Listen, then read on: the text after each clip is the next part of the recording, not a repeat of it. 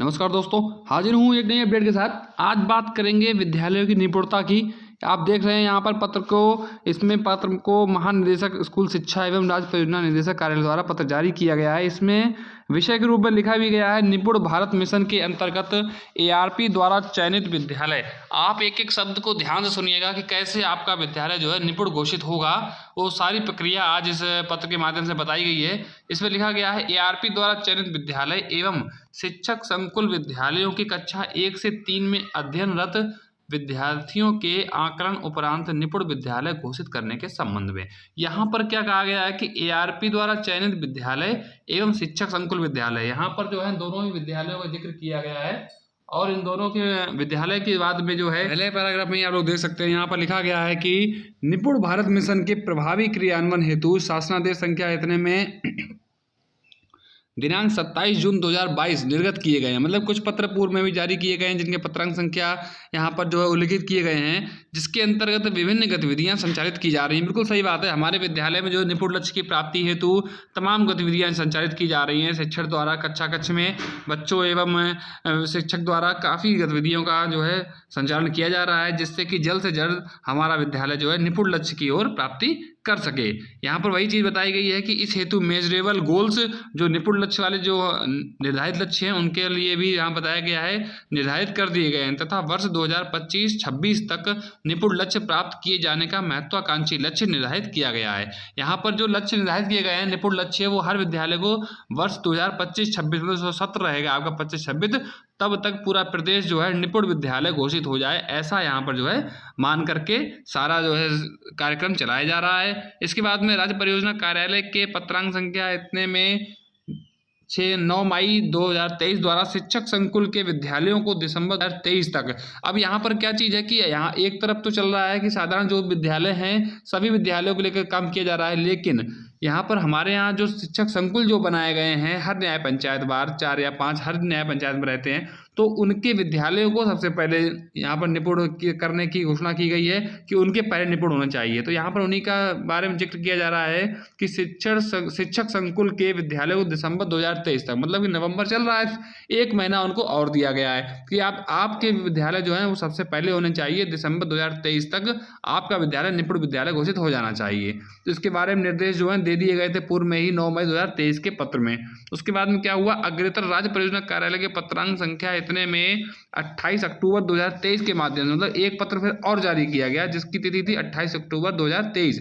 इसमें क्या था कि एआरपी द्वारा चयनित 10 विद्यालयों को, मतलब कि एआरपी जैसे कि हर ब्लॉक में 5 एआरपी होते हैं विषयवार, ठीक है। अब एक एआरपी को 10 विद्यालय जो हैं दे दिए गए रेंडमली, मतलब कोई भी एक वो छांट लेगा कि 10 विद्यालय ये हमारे हैं जो सेट किए गए एआरपी द्वारा, इनको दिसंबर 2023 तक निपुण विद्यालय के लक्ष्य प्राप्त किए जाने के संबंध में निर्देशित किया गया है। मतलब कि आपके विद्यालय 10 विद्यालय ये हो गए और एक विद्यालय होगा शिक्षक संकुल का, वो विद्यालय भी हो गया, मतलब टोटल 11 एक तरह से विद्यालय हो गए। इनको दिसंबर 2023 तक जो है निपुण करने का लक्ष्य दे दिया गया है, निर्देश दे दिए गए हैं एआरपीज को।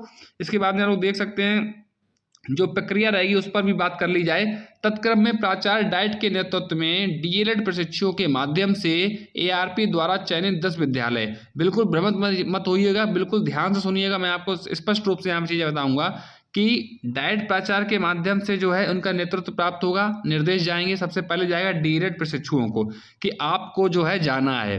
अब आपको कहाँ जाना है, एआरपी द्वारा चयनित 10 विद्यालय, मतलब कि जो विद्यालयों का जिक्र अभी ऊपर किया गया था कि एआरपी 10 विद्यालयों को जो है एक सूची बनाएंगे। उन विद्यालयों में किसको भेजा जाएगा, डीएलएड प्रशिक्षुओं को, उनको भेजा जाएगा। और एक विद्यालय रहेगा शिक्षक संकुल का, ठीक है। उन विद्यालयों में जाना जाएगा जी कौन, हमारा जाएगा डीएलएड प्रशिक्षु। नवंबर 2023 में ये जो मंथ चल रहा है नवंबर, इसी माह में डीएलएड प्रशिक्षु जाएंगे। किस कक्षा में जाएंगे, कक्षा 1 से 3 के बच्चों का निपुण लक्ष्यों के आधार पर आकलन कराए जाने का निर्णय लिया गया है। मतलब कि डीएलएड प्रशिक्षु जाएंगे और एआरपी द्वारा जो चयनित विद्यालय हैं 10 वो, और शिक्षक संकुल का एक विद्यालय, इसमें जाकर के निपुण लक्ष्यों के आधार पर असेसमेंट करेंगे जाकर के। उक्त आकलन के उपरांत इसके बाद में निपुण विद्यालय की घोषणा की जाएगी। मतलब कि एक तरह की थर्ड पार्टी के रूप में जो होगा डीएलएड प्रशिक्षु जो हमारे होंगे छोटे भाई बहन वो लोग आएंगे विद्यालय में और निपुण विद्यालय आपका घोषित करेंगे आपके विद्यालय के कक्षा 1 से 3 के बच्चों का आकलन करने के उपरांत। ठीक बात समझ में आई सभी के। निपुण विद्यालय घोषणा के संबंध में निम्नवत निर्देशित किया जाता है। अब देखिए यहाँ पर क्या लिखा गया है निपुण लक्ष्य के लिए निपुण विद्यालय के लिए एआरपी द्वारा चयनित विद्यालयों एवं शिक्षक संकुल विद्यालयों का आकलन डीएलएड प्रशिक्षुओं द्वारा माह नवंबर 2023 में किया जाएगा। जो बात अभी ऊपर बताई गई वही बात यहाँ पर कही जा रही है कि डीएलएड प्रशिक्षु जो आएंगे वो नवंबर 2023 में आकलन करेंगे आकर के। ठीक है। नंबर 2 पॉइंट क्या है, आकलन के लिए राज्य परियोजना कार्यालय द्वारा एक रोस्टर तैयार कर साझा किया जाएगा।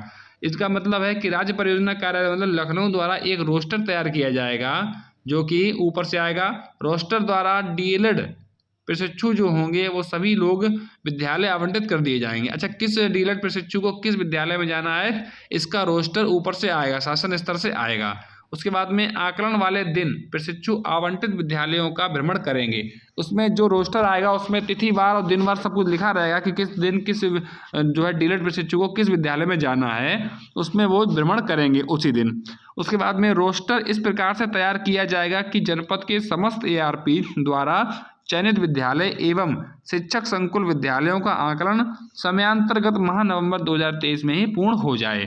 अब इनका कहने का मतलब ये है कि ये जो रोस्टर बना के देंगे लखनऊ से जो आएगा प्रशिक्षु जो होगा डीएलएड का उसको उसी रोस्टर के अनुसार चलना है। बिल्कुल ऐसा नहीं होगा कि जैसे मान लीजिए कि किसी तिथि में जाना हो विद्यालय और उस तिथि में न जाकर वो किसी अन्य दिन में जा रहा है तो क्या होगा, रोस्टर पूरा जो है बिगड़ जाएगा। तो यहाँ पर जो है विशेष रूप से ध्यान दिया गया है और उनसे कहा गया है कि समय के अंतर्गत नवंबर में ही हो जाना है। ये जो मंथ चल रहा है जिसका कि अब छुट्टियां चालू हो जाएंगी कल से और लगभग 16 तारीख को विद्यालय खुलेगा तो एक तरह से 15 दिवस ही बचेंगे और 15 दिवस में ही जो है ये वाला आकलन पूर्ण होना है। इसके बाद में थर्ड पॉइंट है प्रधानाध्यापक एवं शिक्षकों द्वारा यह सुनिश्चित किया जाएगा कि डीएलएड प्रशिक्षुओं द्वारा आकलन हेतु निर्धारित तिथि को सभी बच्चे विद्यालय में उपस्थित हों। अब रोस्टर की तिथि पता होगी तो विद्यालय में ये बात बता दी जाएगी और जितने विद्यालय में जो भी छात्र छात्राएं हैं जो कि निपुण विद्यालय जिनका घोषित होना है 10 विद्यालय जो हैं तो वहां पर प्रधानाध्यापक द्वारा ये क्लियर किया जाएगा कि 100% उपस्थिति उस दिन रहे जिस दिन जो डीएलएड प्रशिक्षु हैं वो आकलन हेतु आएंगे। इसके बाद में फोर्थ पॉइंट है 2 डीएलएड प्रशिक्षु जो है संख्या डीएलएड प्रशिक्षुओं की संयुक्त रूप से 2 विद्यालय प्रति कार्य दिवस भ्रमण किया जाएगा। मतलब कि 2 डीएलएड प्रशिक्षु रहेंगे और वो दोनों लोग साथ ही साथ चलेंगे और डेली मतलब प्रतिदिन 2 विद्यालयों का असेसमेंट करेंगे जाकर के, भ्रमण करेंगे जाकर के। इसके लिए प्रत्येक डीएलएड प्रशिक्षु को 250 रुपया प्रति विद्यालय की दर से प्रोत्साहन राशि का भुगतान किया जाएगा। अच्छा, यहाँ पर जो है एक तरह से जो है प्रोत्साहन राशि की बात की जा रही है जिसमें कि डीएलएड प्रशिक्षुओं को 250 रुपया प्रति दिवस के हिसाब से मिलेगा और प्रति प्रशिक्षु मिलेगा। मतलब 2 डीएलएड वाले आएंगे तो उनको 500 रुपया मिलेगा एक विद्यालय में जाने का। इसके बाद में इसके अतिरिक्त अन्य कोई भत्ता आदि का भुगतान नहीं किया जाएगा। मतलब 250 रुपये के अलावा और उन्हें और कुछ भी नहीं मिलेगा। अगर फिर कोई खर्च होता है तो वो अपने जेब से करेंगे। इसके बाद में 5th पॉइंट है डीएलएड प्रशिक्षुओं द्वारा कक्षा 1 से 3 के बच्चों के आकलन हेतु निपुण लक्ष्य ऐप पर रैंडम बच्चों के नाम प्रदर्शित होंगे। अब क्या होगा कि जो डीएलएड प्रशिक्षु होंगे ये अपने मोबाइल या जो भी इनके पास होगा टैबलेट होगा उसमें वो लोग निपुण लक्ष्य का ऐप का ओपन कर लेंगे और उसमें रैंडमली बच्चे जो है प्रदर्शित होने लगेंगे कक्षा 1, 2, 3 के। इन बच्चों का आकलन डीएलएड प्रशिक्षुओं द्वारा निपुण लक्ष्य ऐप पर किया जाएगा। वो ऐप तो आप लोग जानते ही हैं, सभी के मोबाइल में ऐप पहले से ही इंस्टॉल है, वही ऐप इन लोगों के भी मोबाइल में इंस्टॉल होगी ऑलरेडी।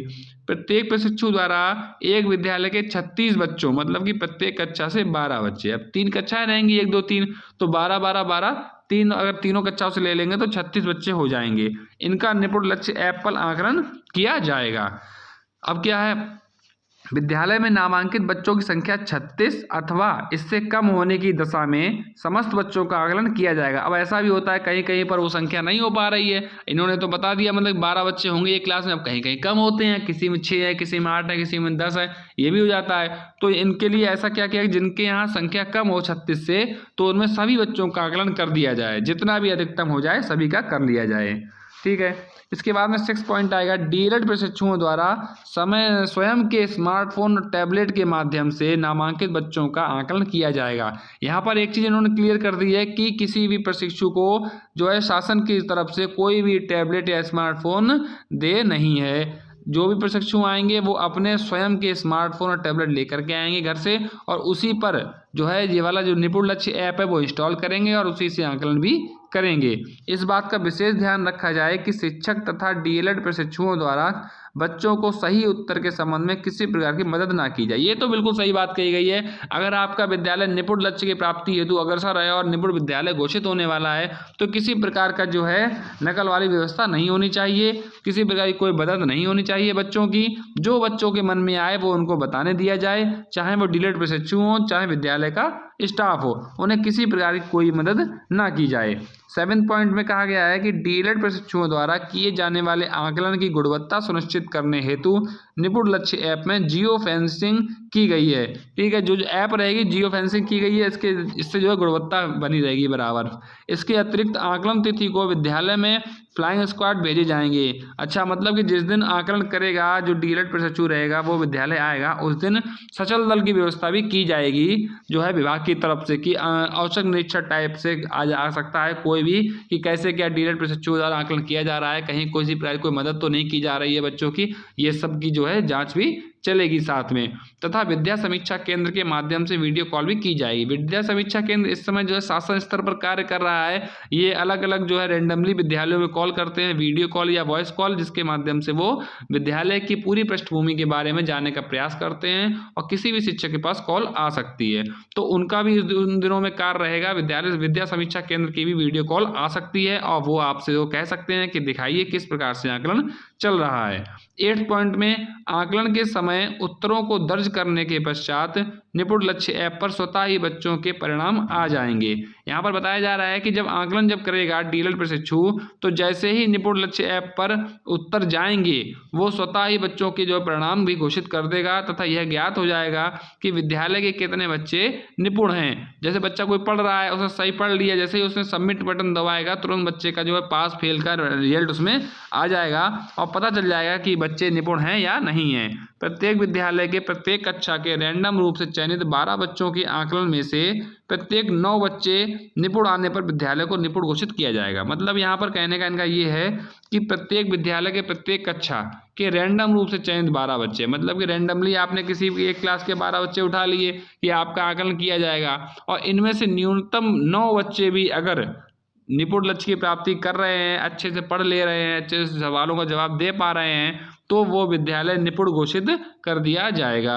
उसके बाद में लास्ट पॉइंट है 9th, जनपद स्तर पर एसआरजी द्वारा भी डीएलएड प्रशिक्षुओं को प्रशिक्षित किया जाएगा। अच्छा, कैसे क्या आकलन करना है, कैसे निपुण लक्ष्य ऐप चलाना है, इसका भी एक ट्रेनिंग होना बहुत जरूरी है क्योंकि बच्चे भी ज़्यादा बड़े नहीं होते, समझदार नहीं होते हैं, छोटे होते हैं।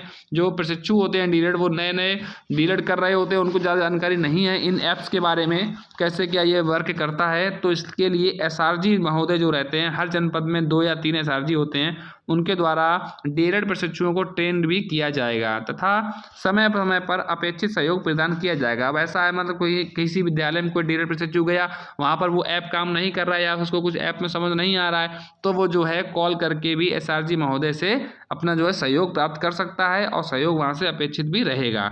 इस संबंध में सभी एसआरजी द्वारा डीएलएड प्रशिक्षुओं का प्रशिक्षण दिनांक 20 नवंबर 23 से पूर्व किया जाएगा।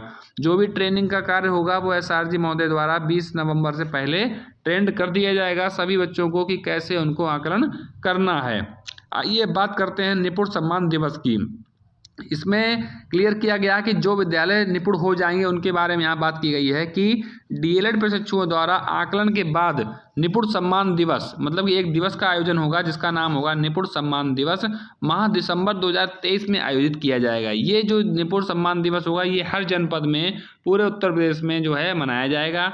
इस समारोह में सभी निपुण विद्यालय के शिक्षकों को सम्मानित करते हुए उन्हें एक प्रशस्ति पत्र प्रदान किया जाएगा।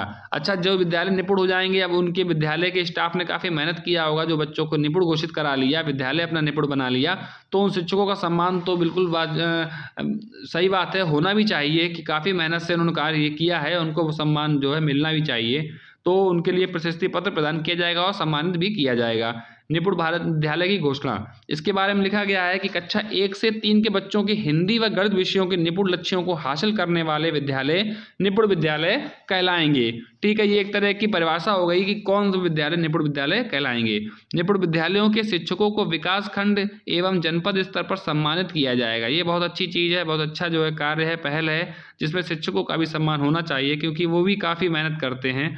इससे विद्यालय व जन समुदाय में एक सकारात्मक वातावरण का सृजन होगा। बिल्कुल सही बात जो है, विचार है शासन का, बिल्कुल सही बात है। जो समाज हमारा होता है, जो विद्यालय, जो गाँव होता है, वहाँ पे भी जो है मन में एक अच्छा भाव आएगा उनमें कि इन्होंने काफ़ी मेहनत किया है, जिससे अन्य शिक्षक भी प्रेरित और प्रोत्साहित होंगे। बहुत अच्छी बात है। निपुण सम्मान दिवस का आयोजन एक वास्तव में जो है ऐतिहासिक दिवस के रूप में जाना जाएगा।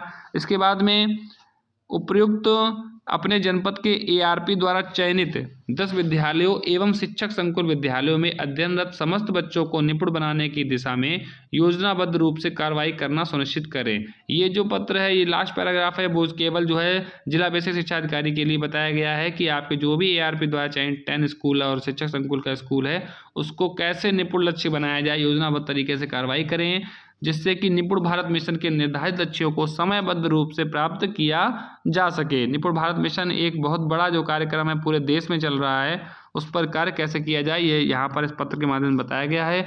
आकलन जब हो जाएगा उसके बाद में ARP द्वारा चयनित एवं शिक्षक संकुल विद्यालयों में सबसे खराब प्रदर्शन करने वाले ARP, यहाँ पर देखिएगा जो 10 विद्यालय सेट किए गए ARP द्वारा और उनका आकलन भी हुआ, काफ़ी अच्छा प्रयास रहा होगा, बच्चों ने भी मेहनत किया होगा। लेकिन अगर किसी विद्यालय का सबसे खराब प्रदर्शन रहता है तो भी ARP और शिक्षक संकुल का उत्तरदायित्व निर्धारित किया जाएगा। यहाँ पर जो है लास्ट में एक चीज़ बात कह दी है इस लाइन में, काफ़ी जो है गहराई तक जाएंगे तो पता चलेगा कि इसका क्या महत्व है कि ARP 10 विद्यालय चयनित करेगा, उसमें से अगर ऐसा ना हो कि कोई ज़बरदस्ती का कर दिया हो किसी विद्यालय को कि इनका कर दो, निपट जाए, विद्यालय हो जाए निपुण विद्यालय, अगर वो ऐन मौके पर आकलन के समय में बेहतर प्रदर्शन नहीं करता है, सबसे बेकार प्रदर्शन करता है, तो उसके लिए भी ARP और शिक्षक संकुल उत्तरदायित्व तो रखेंगे, उन्हीं का उत्तरदायी बनेगा, जिम्मेदारी उन्हीं की होगी।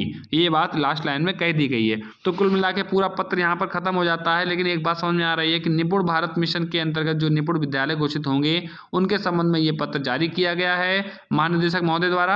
अब देखते हैं कब ये कार्रवाई शुरू होती है और डीलर प्रशिक्षु विद्यालयों में जाकर के थर्ड पार्टी के रूप में आकलन शुरू करते हैं और निपुण भारत के मिशन को आगे ले जाते हैं और निपुण विद्यालय घोषित होते हैं। ऐसी ही नवीन जानकारी के लिए चैनल से जुड़े रहें, चैनल को लाइक करें। धन्यवाद।